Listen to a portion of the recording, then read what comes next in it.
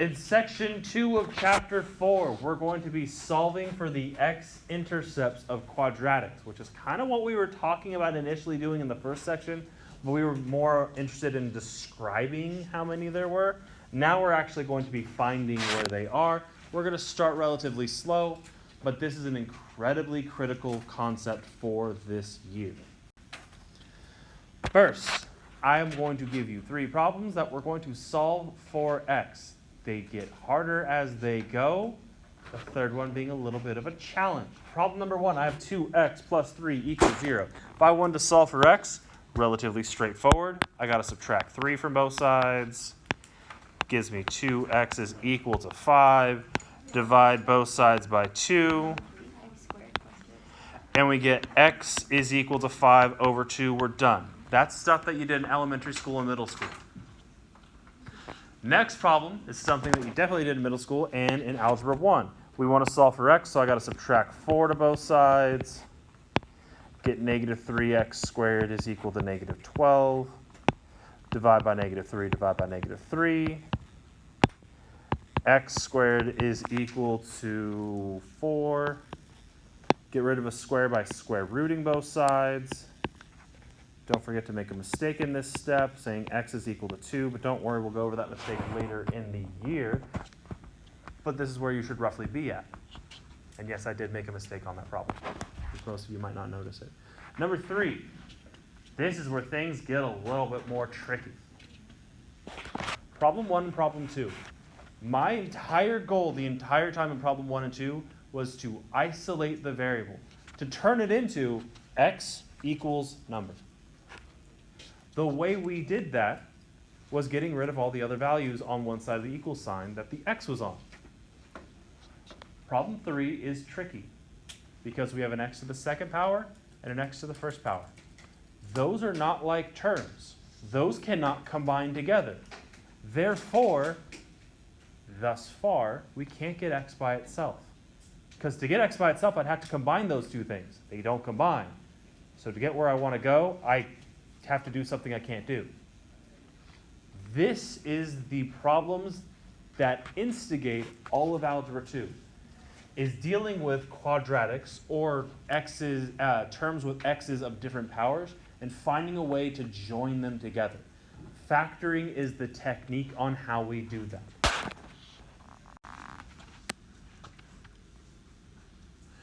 Here's a problem for you. A times b equals 0. What can you tell me about A and or B? Aya? At least one of them has to be 0. Either A is 0 or B is 0. Maybe both are 0. But at the very least, we have to say either A is equal to 0 or B is equal to 0. This is called the zero product property. If you have a product of 2 unknown values and their product is 0, then either one or the other needs to be 0. We all go with that concept. Good, because now I'm going to make it a little more complex, but in reality I'm not.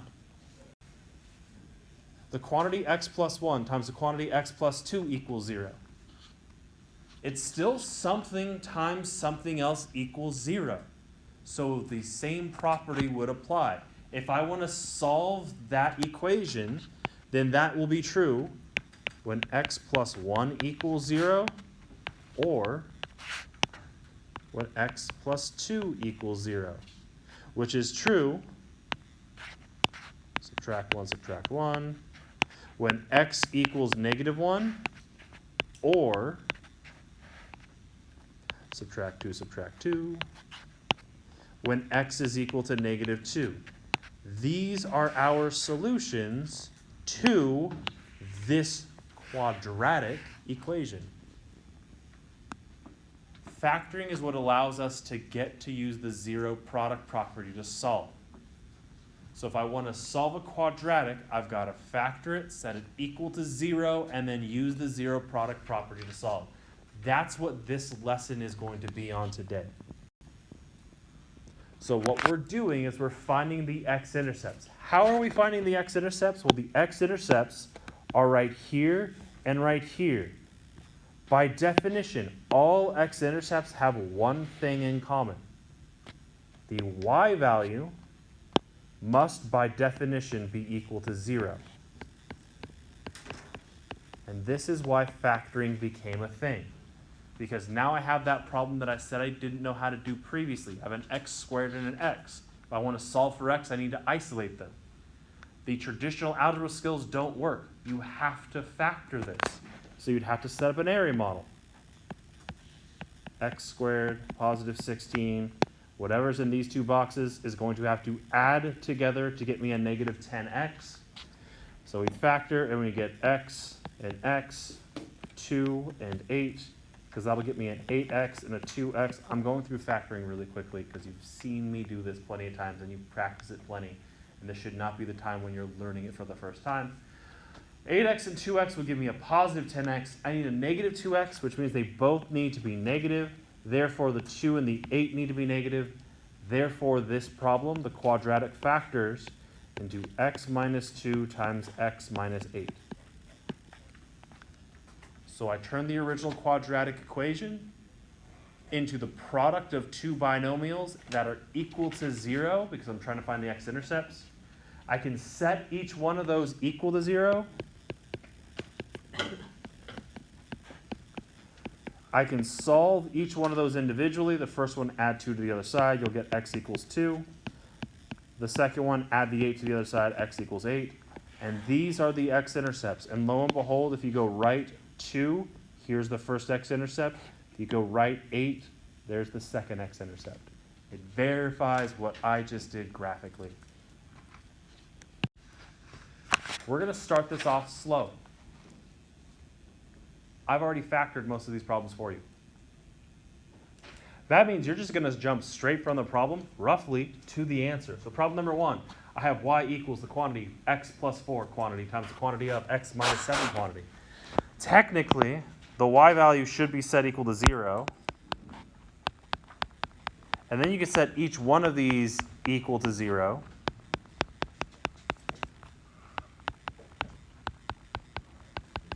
And then you could solve each one of those, subtract the 4 to the other side, x equals negative 4. Or add the 7 to the other side and get x equals 7.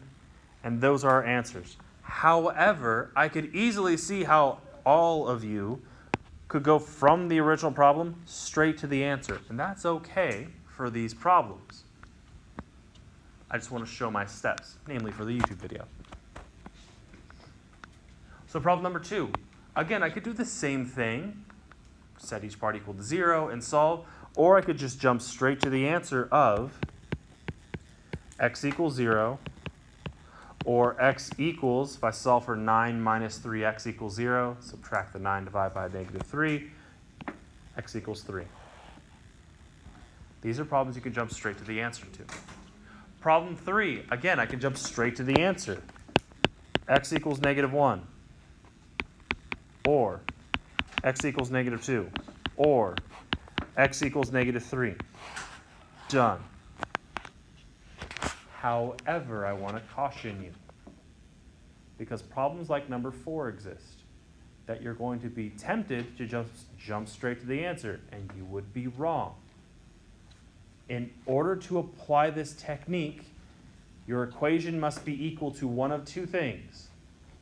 Your output y, or it must be equal to 0. If it's not equal to either of those two things, you cannot directly apply this technique as it's written. Problem 4, it's 5x squared equals x times the quantity to x squared minus 3 quantity. It is not equal to y or 0. So I actually need to force that to happen first before I can apply this technique. Problem 4 is actually a problem that I need to factor. First thing I'm going to have to do, I'm going to have to distribute that x across. I'm going to have to go x times 2x squared, which is going to be 2x cubed. I'm going to have to go x times negative 3, which is negative 3x, still equals 5x squared. Subtract the 5x squared to the other side and you get 0 equals 2x cubed minus 5x squared minus 3x. You're going to need to factor this one. The other three I had factored already. This one I'm going to have to factor myself. They have a GCF of x. That leaves me with 2x squared minus 5x minus 3. Then I need to factor that. 0 equals x times the quantity of something times the quantity of something. It's going to be 2x and x. It's going to be 3 and 1. 3 is negative, the 1 is positive.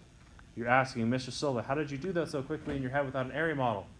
I learned in high school an older school technique that is faster, but is much more complicated. So I highly recommend you don't do the technique that I employ, but it's on Google if you want to look it up. That will give you the answers. X equals 0, x equals negative 1 over 2, and x equals 3. I've gotten my x-intercepts.